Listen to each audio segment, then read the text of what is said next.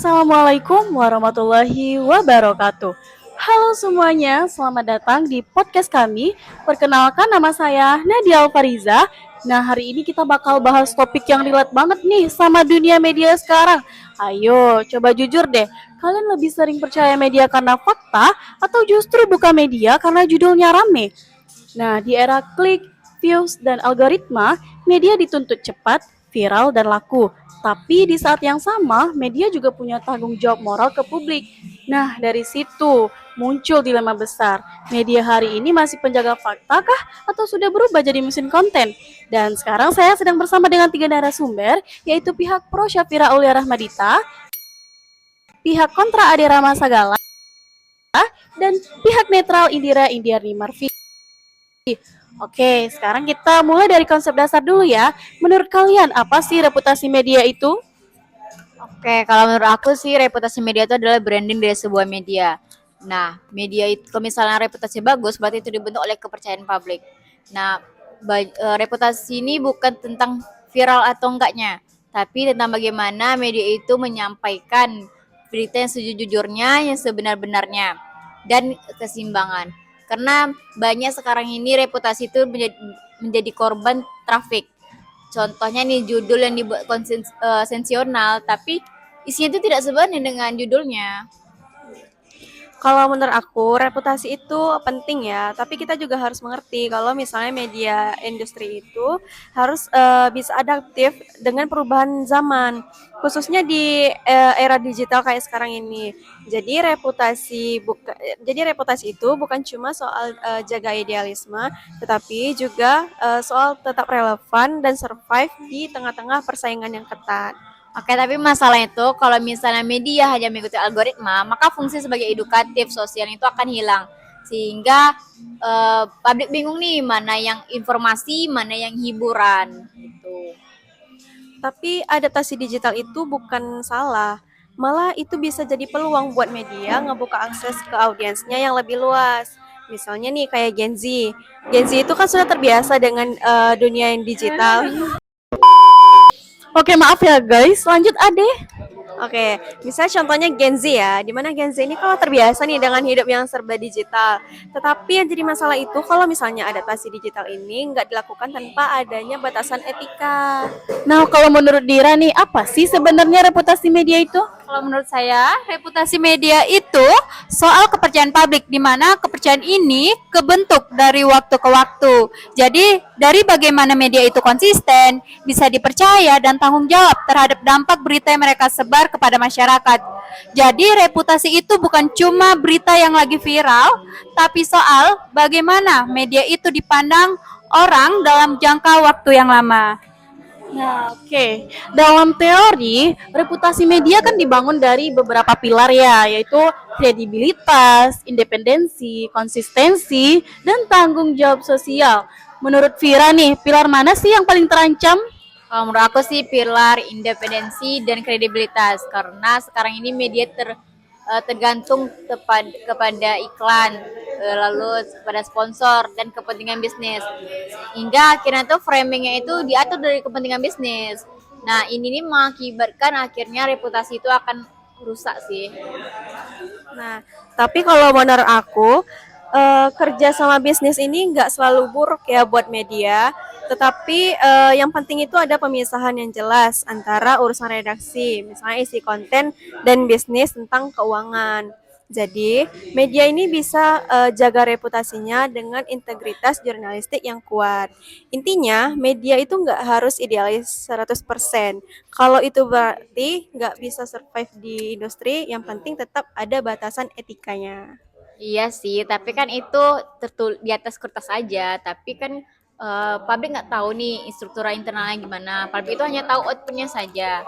Nah, sehingga jadinya tuh kalau beritanya berat sebelah, maka reputasinya itu ikut jatuh. Tapi transparansi itu kunci ya. Media ini juga harus jujur ya kepada publik. Media itu harus jelas mana konten yang murni dan konten yang komersial. Karena ini merupakan bagian dari tanggung jawab mereka buat jaga reputasi. Biar publik itu tahu dan bisa membedakan. Nah, Jadi nggak ada yang disembunyikan, semuanya harus jelas dan terbuka. Oke, tadi Vira bilang reputasi rusak karena kejar klik. Ade bilang adaptasi industri itu wajar. Gimana sih pandangan Dira? Kalau saya setuju kepada Vira dan Ade tadi.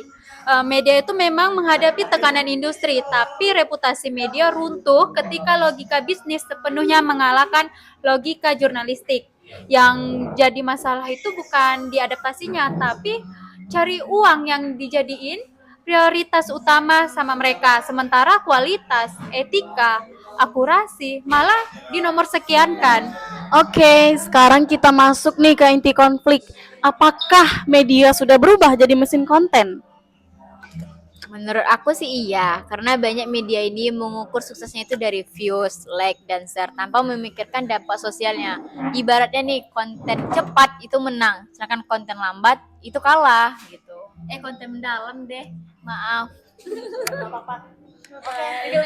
Oke, tapi ya tanpa adanya konten cepat ini, konten mendalam itu nggak akan dibaca karena mesin itu adalah karena konten itu mesin alat.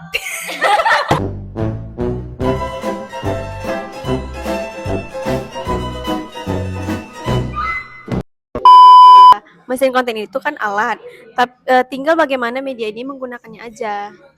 Masalahnya tuh algoritma ini nggak perlu kebenaran, yang penting engagementnya naik gitu. Nah kalau media menuruti algoritma terus, yang ada lama-lama nilai jurnalistiknya tuh akan terkikis sih. Makanya dari situ ada tantangannya. Media ini harus pintar main di dua dunia. Kalau menurut Dira nih, dari pilar reputasi media, mana yang paling rawan? Kalau dari saya yang paling rawan itu kredibilitas dan independensi.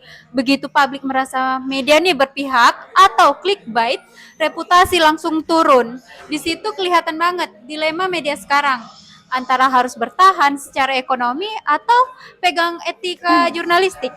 Dan kalau dilema ini nggak diselesaikan nih, apa sih krisis terbesar yang bisa dihadapi media? Oke, kalau menurut aku krisisnya yang paling utama itu pasti kepercayaan publik ya. Karena kalau reputasi runtuh. Karena kalau reputasi. Apa yang cakap teraju? Maaf Kak, boleh diulang nggak pertanyaannya? Agak ngeblank dikit nih. Oke. Kalau dilema ini nggak diselesaikan nih, apa sih krisis terbesar yang dihadapi media?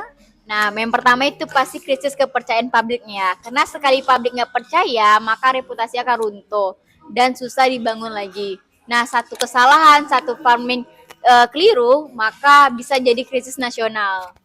Nah, setuju ya. Tapi krisis ini juga bisa datang kalau media itu terlalu kaku dan nggak mengikuti zaman. Media yang ditinggal audiens dan juga kehilangan pengaruh. Oke, kalau dilema ini terus dibiarkan, apa sih dampaknya? Kalau dari saya yang terjadi adalah krisis kepercayaan ya. Publik tidak lagi membedakan mana media yang kredibel, mana sekadar produsen konten dalam jangka panjang. Media bisa kehilangan perannya sebagai sumber informasi yang bisa dipercaya dan demokrasi itu ikut terdampak. Oke, dari diskusi ini kan kelihatan jelas nih media hari ini ada di persimpangan. Di satu sisi, media adalah penjaga fakta. Di sisi lain, media hidup di industri yang menuntut cepat, viral, dan kompetitif.